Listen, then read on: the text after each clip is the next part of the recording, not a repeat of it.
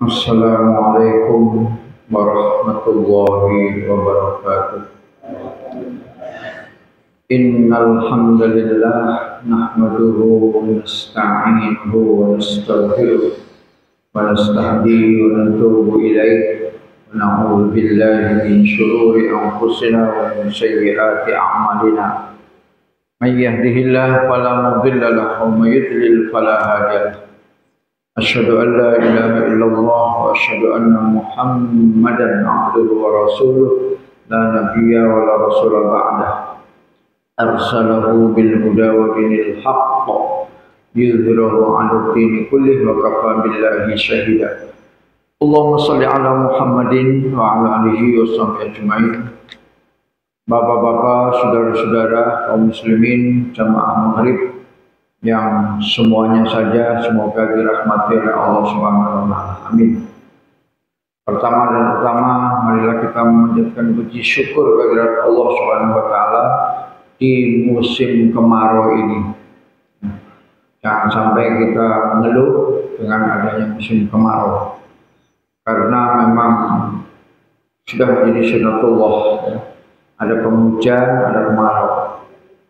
Kalau penghujan terus mengeluh banjir, kalau kemarau terus mengeluh pertanian tidak bisa hidup, kemudian banyak debu, kemudian panas, batuk, dan lain-lain. Pokoknya semuanya kita terima saja apa yang sudah Allah gariskan. Kalau kita terima dengan ikhlas, nanti suatu-waktu Allah memberikan hadiah. Di tengah-tengah kemarau turun hujan, itu hadiah, ya. Karena kita bersyukur dan Allah janjinya sudah tepat. A'udzubillahi minasyaitonir rajim. Bismillahirrahmanirrahim. Wa idz ta'adzana rabbukum la in syakartum la azidannakum wa la in kafartum inna 'adzabi lasyadid. Dan sungguh sudah diingatkan oleh Allah, jika kalian bersyukur pasti akan aku tambah nikmatku. Jika kalian kufur maka ketahuilah azabku sangat pedih. Jadi kalau kemarau ini kita ingkari maka akan semakin kemarau. Tapi kalau kemarau ini kita syukuri, alhamdulillah ya Allah, maka nanti Allah kasih hadiah di tengah-tengah, ada hujan. Demikian juga sebaliknya.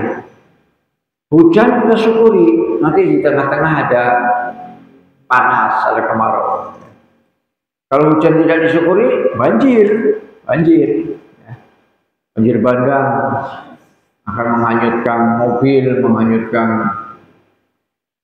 hewan, menghanyutkan manusia, menghanyutkan rumah. Biasanya kalau hujan itu plus badai, ya, hujan plus badai, plus angin yang sangat kencang.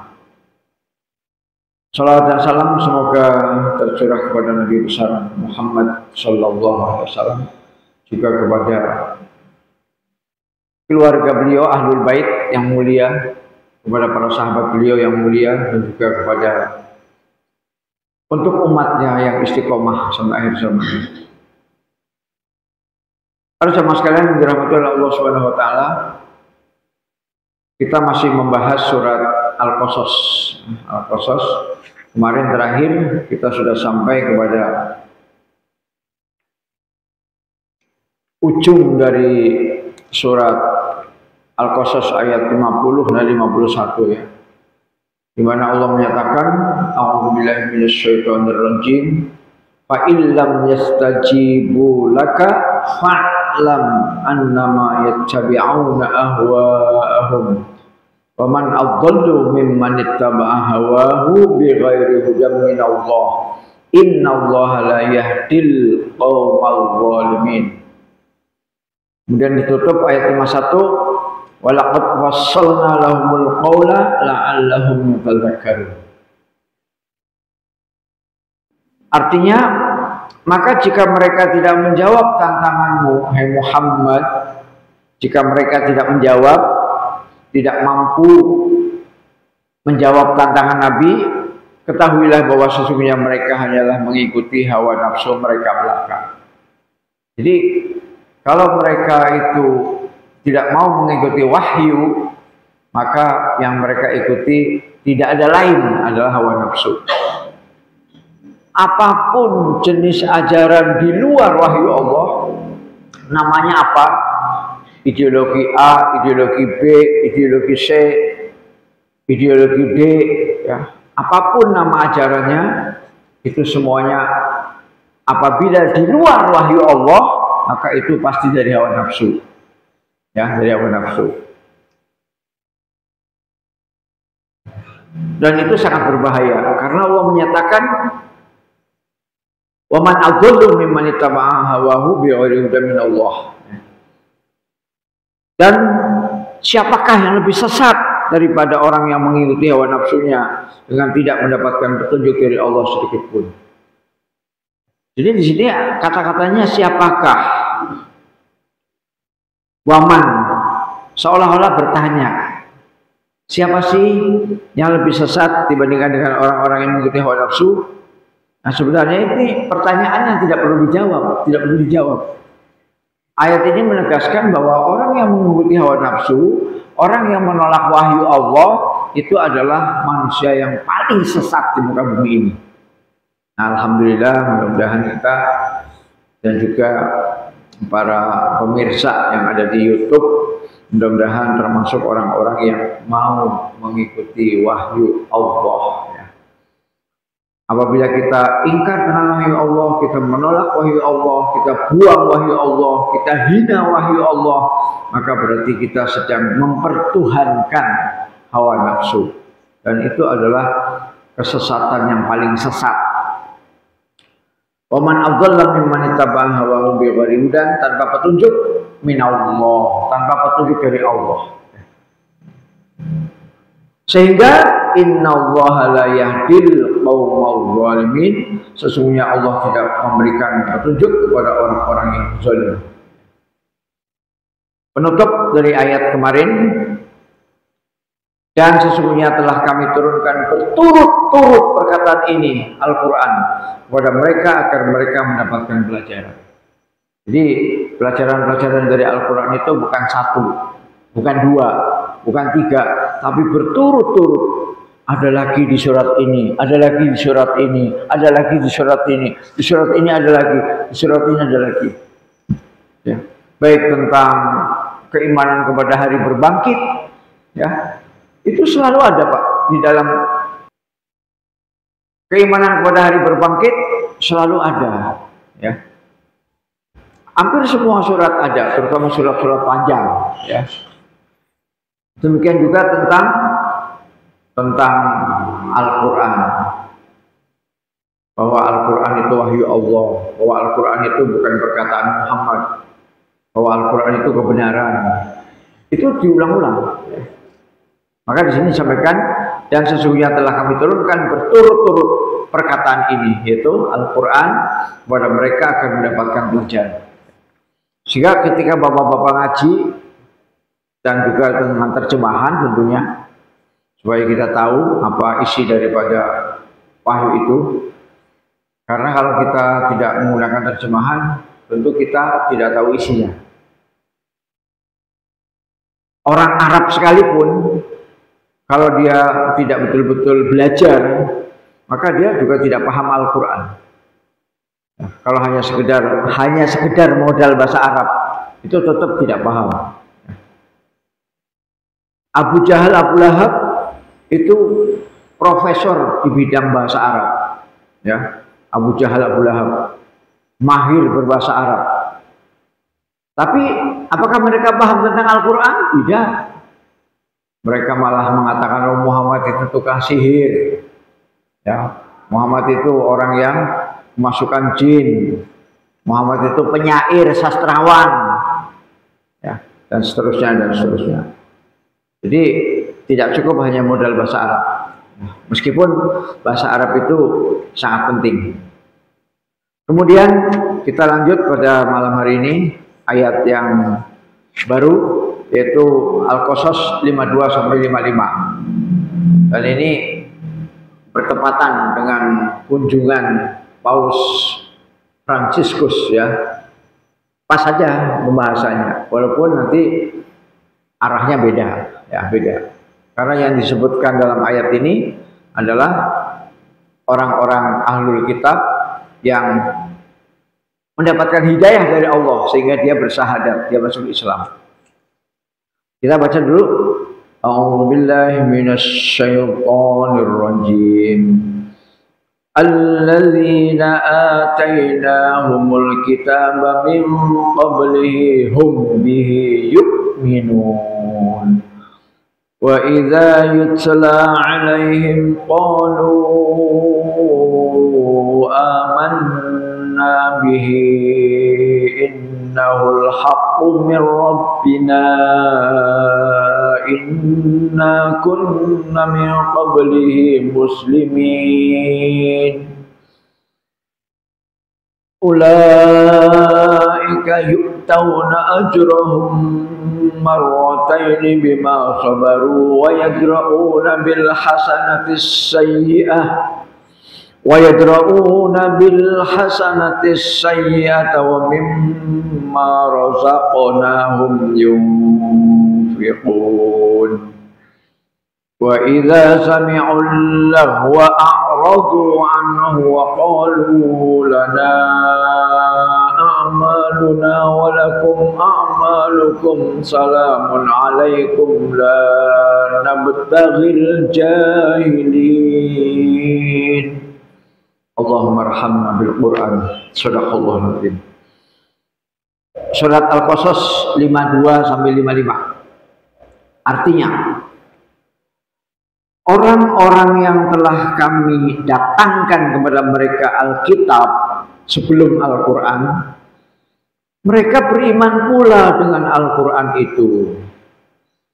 Dan apabila dibacakan Al-Quran itu kepada mereka, mereka berkata, kami beriman kepadanya. Sesungguhnya Al-Quran itu adalah suatu kebenaran dari Rabb kami. Sesungguhnya kami sebelumnya adalah orang-orang yang membenarkannya. Mereka itu diberi pahala 2 kali disebabkan kesabaran mereka, dan mereka menolak kejahatan dengan kebaikan. Dan sebagian dari apa yang telah kami rizkikan kepada mereka, mereka menafkahkan. Dan apabila mereka mendengar perkataan yang tidak bermanfaat, mereka berpaling darinya. Dan mereka berkata, bagi kami amalan kami dan bagimu amalan kami. Kesejahteraan atas dirimu. Kami tidak ingin bergaul dengan orang-orang jahil. Demikianlah para jamaah sekalian terjemahan surat Al-Qasas ayat 52 sampai 55 berkaitan dengan alladzina atainahumul kitaba min qablihi, yaitu orang-orang yang pernah mendapatkan kitab sebelum Al-Qur'an, ya, kitab sebelum Al-Qur'an, yaitu kitab Injil dan Taurat. Artinya di dalam ayat lain dalam surat Al-Baqarah juga dijelaskan bahwa tidak semua ahli kitab itu kafir. Artinya begini, ada sebagian kecil dari ahli kitab yang beriman kepada Nabi Muhammad Sallallahu Alaihi Wasallam. Beriman kepada Nabi Muhammad juga beriman kepada yang dibawa oleh Nabi Muhammad, yaitu Al-Quran. Meskipun memang sebagian besar ahli kitab itu fasik, ya, fasik, kufur, kafir kepada Allah Subhanahu wa taala. Tidak beriman kepada kenabian Nabi Muhammad sallallahu alaihi wasallam atau kerasulan Muhammad sallallahu alaihi wasallam. Dan otomatis juga tidak beriman dengan apa yang dibawa oleh Nabi Muhammad, yaitu Al-Qur'an. Nah, sebagian kecil dari ahlul kitab yang beriman itu luar biasa kalau memang dia sungguh-sungguh beriman, ya. Mereka apabila dibacakan Al-Quran, mereka menyatakan saya beriman. Jadi betul-betul mereka khusyuk hatinya. Ya. Nah, mari kita lihat tafsir yang disampaikan oleh Imam Ibnu Katsir rahimahullah. Orang-orang yang beriman dari kalangan ahlul kitab.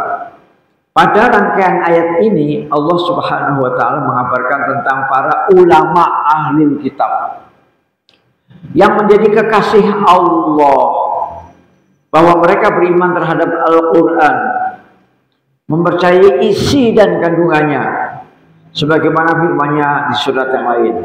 Ya, jadi kalau Paus Fransiskus beriman kepada Al-Quran, nah masuk nih ayat ini, masuk. Kalau beriman kepada Al-Quran, ya otomatis kalau beriman kepada Al-Quran bersyahadat dong, ya. Bersyahadat di depan MUI, di depan ya disaksikan oleh MUI, NU, Muhammadiyah, gitu ya. Asyhadu an la ilaha illallah wa asyhadu anna Muhammadar Rasulullah.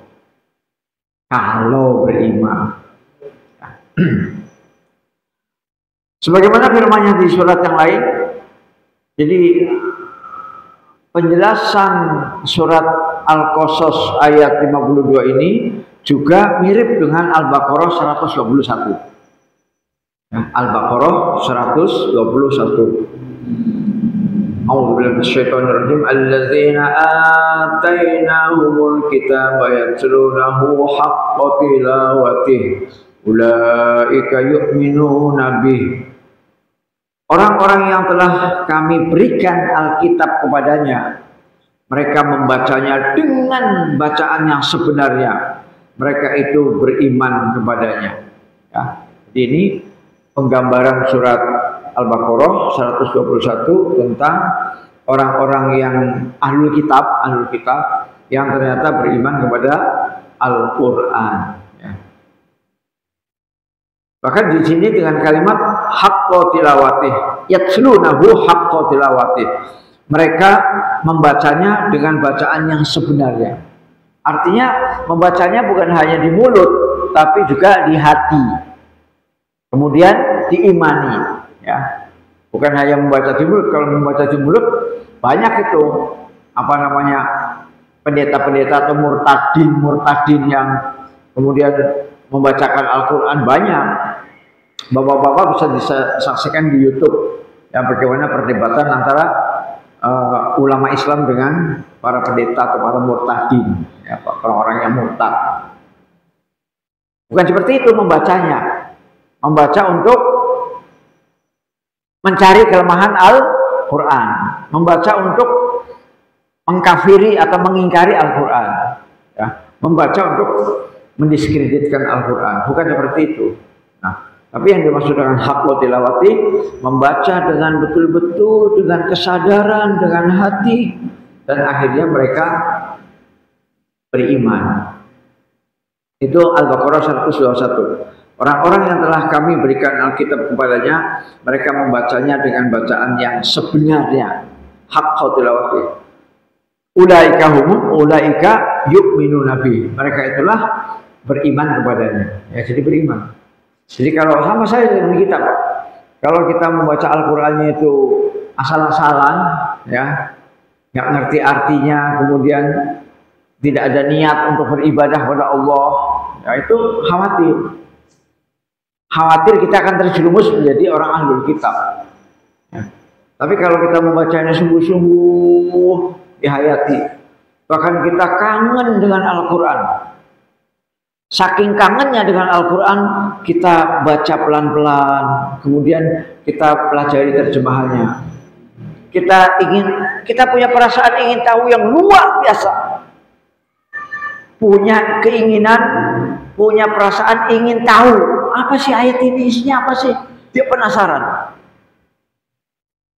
Sehingga orang-orang yang beriman berusaha untuk memahami isi kandungan Al-Quran. Bukan hanya sekedar baca. Meskipun baca mendapat pahala. Ya. Kemudian dalam ayat lain ada Ali Imran 199. Ali Imran 199. Baik, kita lanjutkan. Ali Imran 199. A'udzubillahi minasyaitonir rajim. Wa inna min ahlil kitabi laman yu'minu billahi wa ma unzila ilaikum wa ma unzila ilaihim khashi'ina lillah.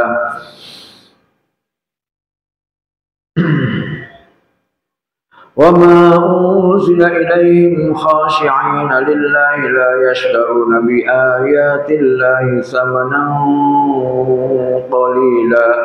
Artinya, dan sesungguhnya di antara ahli kitab ada orang yang beriman kepada Allah dan kepada apa yang diturunkan kepada kamu dan yang diturunkan kepada mereka, sedang mereka berendah diri kepada Allah dan mereka tidak menukarkan ayat-ayat Allah dengan harga yang sedikit.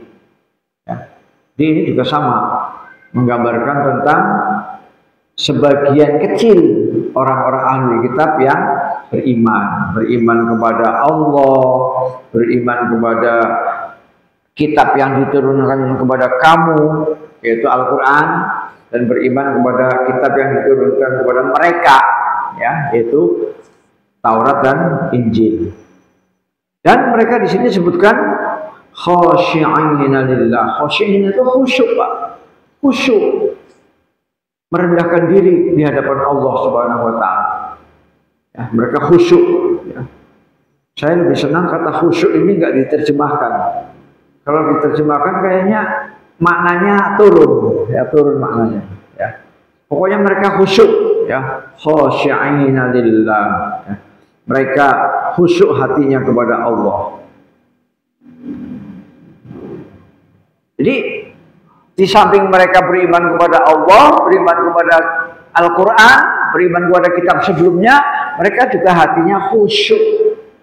Ya, padahal kan yang selama ini kita kenal khusyuk kan kita kan untuk sholat. Ayo Pak, sholatnya yang khusyuk. Bagaimana sih cara sholat yang khusyuk? Ya, artinya sholat yang betul-betul memahami isi yang kita baca sehingga kita sadar bahwa oh, saya sedang menyembah kepada Allah, saya sedang mengagungkan Allah, saya sedang mensucikan Allah, saya sedang memuji Allah, saya sedang berharap ampunan Allah. Itu kan bacaan-bacaan sholat, ya, sehingga kita sholatnya akan menghasilkan sebuah inna sholata tanha 'anil fahsya'i wal munkar. Sesungguhnya sholat mampu mencegah perbuatan keji dan munkar. Karena di dalam jiwanya sudah memiliki rasa khasyatillah, khusyuk. Ya.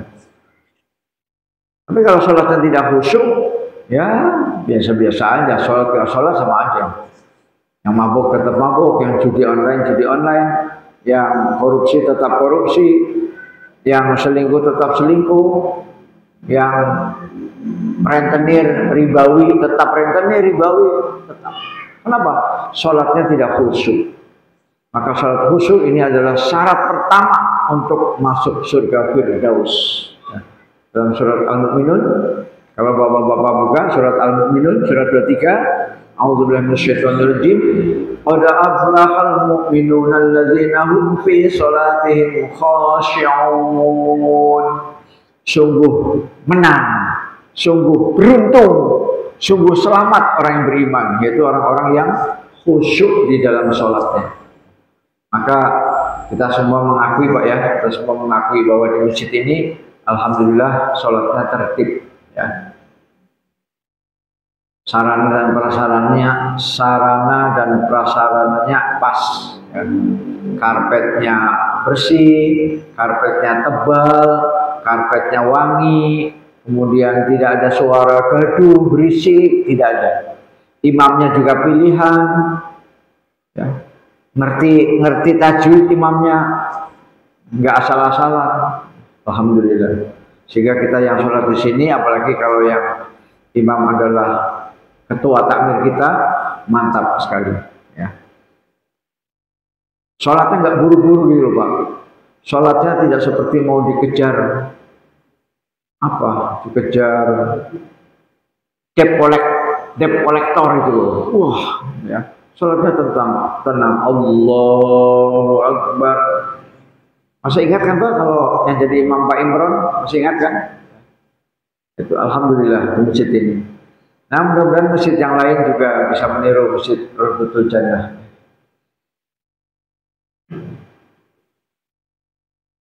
Nah, kembali ke sini. Di samping ahlul kitab itu ada yang beriman kepada Allah, beriman kepada Al-Quran, beriman kepada kitab-kitab sebelumnya, dan mereka juga hatinya khusyuk, mereka juga la yashtaruna bi ayatillah samanan qalila, tidak menukar ayat-ayat Allah dengan harga yang rendah. Apa artinya menukar ayat-ayat Allah dengan harga yang rendah? Atau apa artinya menjual ayat-ayat Allah dengan harga yang murah? Maksudnya jangan sampai ayat-ayat Al-Quran itu digunakan untuk kepentingan membela penguasa yang zalim, ya. Kemudian dia mendapatkan upah karena membela penguasa yang zalim, ya. Membenarkan program-program yang sesat, ya. Menggunakan ayat Allah. Oh ya benar, program ini ada dalam Al-Quran, padahal tidak ada. Al-Quran dibelokkan, ya. Al-Quran dibelokkan, hanya digunakan untuk membenarkan, menjustifikasi program-program penguasa yang zalim. Nah, dan dia dapat upah, kan? Dapat berbagai macam fasilitas negara, mulai dari uang, mobil, rumah, dan lain-lain. Itu yang dimaksud dengan menjual ayat-ayat Allah. Atau dia menyembunyikan kebenaran. Para ulama-ulama tingkat pusat, tingkat Jakarta, dia tahu bahwa ini salah, ini benar, dan ini ayatnya aja. Kemudian ayatnya disimpan. Ayat ini jangan dibaca. Jangan, ayat ini jangan dibaca, jangan. Simpan aja, simpan. Nah, itu ya. Yang dibaca adalah ayat-ayat yang lain. Nah, itu namanya menyembunyikan ayat-ayat Allah dalam rangka supaya dia tetap dapat cuan, ya, cuan.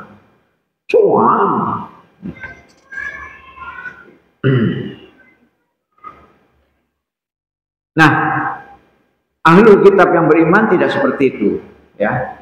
Dia tidak mau menukarkan ayat-ayat Allah dengan harga yang sedikit. Kemudian yang berikutnya Al-Isra 107-108. Surat Al-Isra. A'udzubillahi minasyaitonir rajim.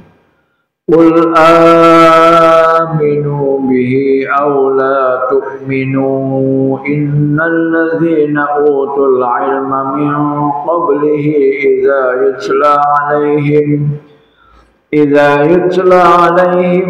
yakhruna lil azqani sujada wa yaquluna subhana rabbina in kana wa'du rabbina la maf'ula.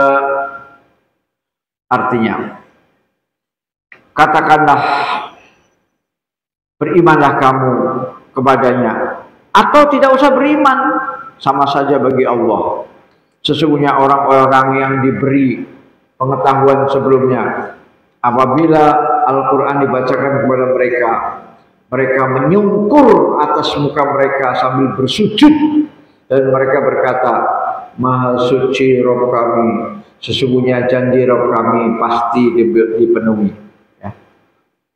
Sebelum saya membahas surat Al-Isra 107-108, ini ada catatan kaki bahwa mereka itu diberi pahala 2 kali.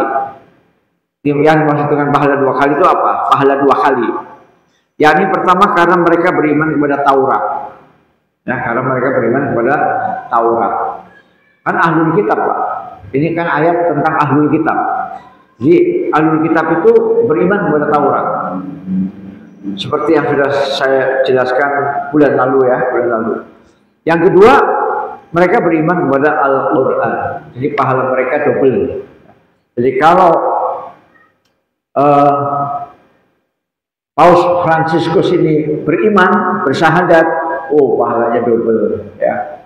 Pahala beriman kepada Al-Quran dan pahala beriman kepada Taurat. Ya, kalau Injil untuk menyempurnakan Taurat, ya, jadi Injil untuk menyempurnakan Taurat. Yang pokok Tauratnya, ya, yang pokok Tauratnya. Injil itu penyempurna. Ya. Nah, di dalam surat kembali ke Al-Isra 107-108, katakanlah, berimanlah kamu kepadanya atau tidak usah beriman, sama saja bagi Allah. Ya, artinya keimanan seseorang itu bukan untuk kepentingan Allah, ya. beriman atau tidak berimannya manusia, baik manusia seperti kita maupun manusia ahlul kitab, itu bagi Allah sama saja. Artinya jangan sampai kita merasa, oh saya beriman nih biar Allah senang, atau biar Allah kekuasaannya tambah besar, biar Allah itu tambah GR. Bukan. Terus misalnya kita kafir, kemudian Allah tambah kurus, kekuasaan Allah tambah kecil, kempes itu. Enggak. Bagi Allah tidak ada pengaruhnya. Kamu beriman atau tidak kamu beriman, bagi Allah tidak ada pengaruhnya. Kamu beriman, pengaruhnya untuk kamu. Kamu tidak beriman, pengaruhnya juga untuk kamu. Ya, itu seperti itu ya. Qul aminu bihi aw la tu'minu. Katakanlah berimanlah kamu kepadanya atau tidak usah beriman, sama saja bagi Allah. Nah, kemudian yang berkaitan dengan pembahasan kita adalah innalladzina utul ilma. Sesungguhnya orang-orang yang diberi pengetahuan sebelumnya. Innalladzina utul ilma min qablihi, yaitu sebelum turunnya Al-Qur'an, yaitu ahlul kitab, idza yutla alaihim yakhruna lil azqani sujada. Apabila Al-Qur'an dibacakan kepada mereka, ya, dibacakan Al-Qur'an kepada mereka, mereka menyungkur atas muka mereka sambil bersujud, ya. Mereka bersujud dan mereka berkata, Maha suci Tuhan kami, sesungguhnya janji Tuhan kami pasti dipenuhi, ya. Subhana rabbina in kana wa'du rabbina lamaf'ula. Kalau kita subhana rabbiyal a'la, ya kan? Subhana rabbiyal a'la. Tapi sama prinsipnya, yaitu tasbih, ya. Tasbih kan, tasbih.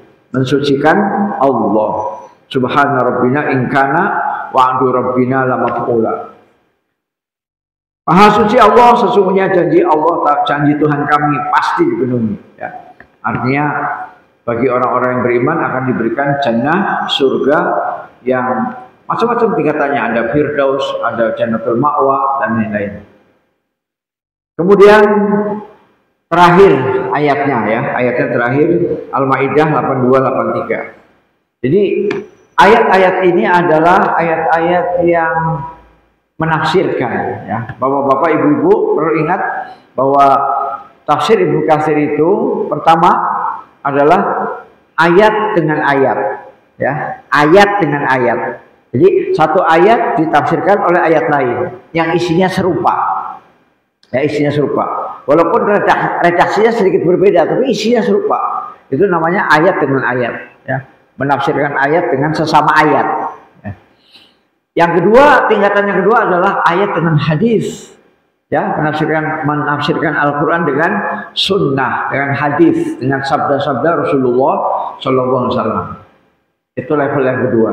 Level yang ketiga, ayat ditafsirkan oleh perkataan para sahabat, ucapan para sahabat, fatwa-fatwa para sahabat, penjelasan para sahabat yang disebut dengan asar, ya, asar. Jadi Quran dengan Quran atau ayat dengan ayat, kemudian ayat dengan hadis, kemudian ayat dengan asar atau penjelasan para sahabat Nabi. Nah, ini yang pertama ini luar biasa. Ayat yang kita bahas cuma baru ayat 52 atau 2 ayat lah, ya. Tetapi ternyata ayat-ayat lain sangat banyak yang isinya sama, yaitu Al-Baqarah 121, Ali Imran 199, Al-Isra atau Bani Israel 107-108, dan sekarang yang terakhir adalah Al-Maidah 82-83. Ya, saya bacakan Al-Maidah. A'udzubillahi minasyaitonir rajim. Wa latajidanna aqrabahum mawaddatan lil ladzina amanu alladzina qalu inna nasara. Dzalika bi anna minhum qissisina wa ruhbana wa annahum la yastakbirun. Wa idza sami'u ma unzila ila ar-rasuli tara a'yunahum tafidu minad dam'i mimma arafu minal haqq Taro ayunahum tafidu minad dam'i mimma arafu minal haqqi yaquluna rabbana amanna faktubna ma'asy syahidin. Allahumma arhamna bil Qur'an. Al-Maidah 82-83. Artinya, dan sesungguhnya kamu dapati, ya, kamu di sini adalah Nabi Muhammad, ya. Sesungguhnya kamu dapati yang paling dekat persahabatannya dengan orang-orang yang beriman ialah orang-orang yang berkata, sesungguhnya kami ini orang Nasrani. Yang demikian itu disebabkan karena di antara mereka orang-orang Nasrani terdapat pendeta-pendeta dan rahib-rahib. Juga karena sesungguhnya mereka tidak menyombongkan diri. Dan apabila mereka mendengarkan apa yang diturunkan kepada Rasul Muhammad, kamu lihat mata mereka mencucurkan air mata disebabkan kebenaran Al-Quran yang telah mereka ketahui dari kitab-kitab mereka sendiri. Seraya berkata, ya Rabb kami telah beriman, maka catatlah kami bersama orang-orang yang menjadi saksi atas kebenaran Al-Quran dan kenabian Muhammad Sallallahu Alaihi Wasallam.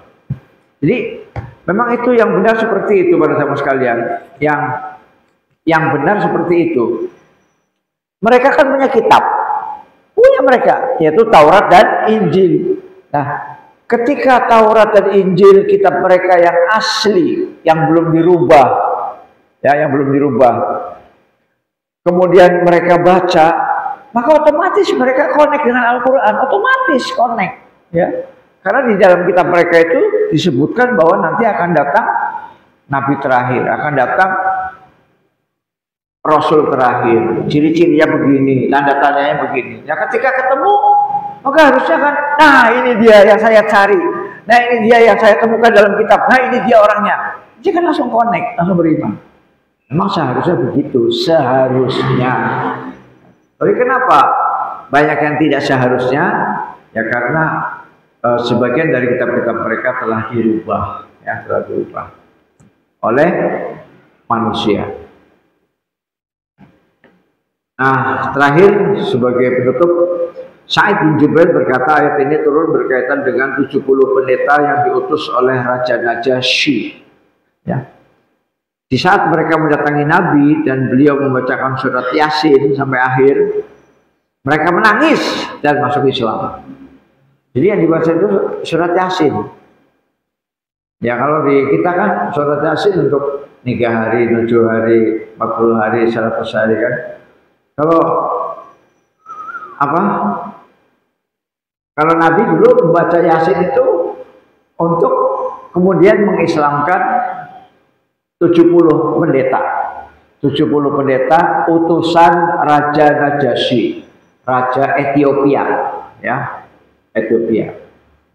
70, Pak. 70 itu banyak, Pak. 70. Ini berapa ini? Ini enggak sampai 30 ini.